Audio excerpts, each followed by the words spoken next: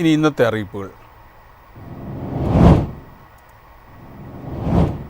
Booth level ഓഫീസർമാരുടെയും BLO സൂപ്പർവൈസർമാരുടെയും വേതനം പരിഷ്കരിച്ച് കേന്ദ്ര തിരഞ്ഞെടുപ്പ് കമ്മീഷൻ ഉത്തരവ് പുറപ്പെടുവിച്ചു.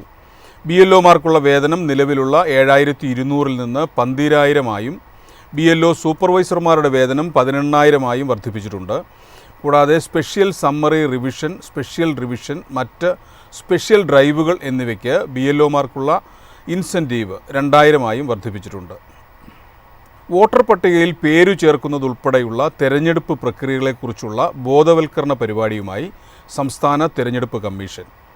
വോട്ടർമാർക്കും രാഷ്ട്രീയ പാർട്ടി പ്രതിനിധികൾക്കും തെരഞ്ഞെടുപ്പ് ഉദ്യോഗസ്ഥർക്കും വോട്ടർ പട്ടിക പുതുക്കൽ ഉൾപ്പെടെയുള്ള തദ്ദേശ തെരഞ്ഞെടുപ്പ് പ്രക്രിയകളിൽ അവബോധമുണ്ടാക്കുക എന്നതാണ് ലീപ് കേരള എന്ന ബോധവൽക്കരണ പരിപാടിയുടെ ലക്ഷ്യം.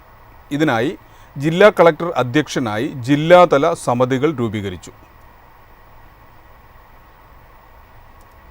കേരളത്തിലെ മത്സ്യത്തൊഴിലാളികൾക്കായി കേരള മത്സ്യത്തൊഴിലാളി ക്ഷേമനിധി ബോർഡ് നടപ്പിലാക്കി വരുന്ന 6 ക്ഷേമ പദ്ധതികൾ ഇനി മുതൽ അനുബന്ധ തൊഴിലാളികൾക്കും ലഭ്യമാകുമെന്ന് ഫിഷറീസ് വകുപ്പ് മന്ത്രി സജി ചെറിയാൻ. ഇത് സംബന്ധിച്ച് സർക്കാർ ഉത്തരവ് പുറത്തിറങ്ങി.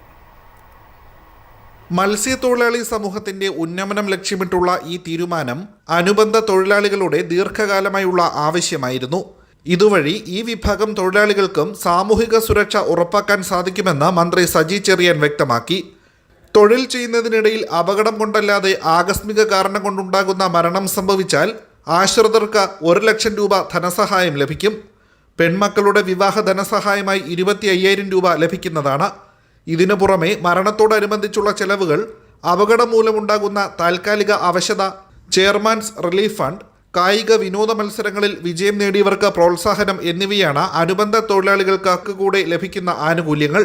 ഈ തീരുമാനം മത്സ്യ അനുബന്ധ മേഖലയിലെ തൊഴിലാളികളെ ചേർത്തു പിടിക്കുന്ന സർക്കാരിന്റെ പ്രതിബദ്ധതയുടെ സാക്ഷ്യപത്രമാണെന്ന് മന്ത്രി സജി ചെറിയാൻ പറഞ്ഞു. മൈഫിൻ TV, തിരുവനന്തപുരം.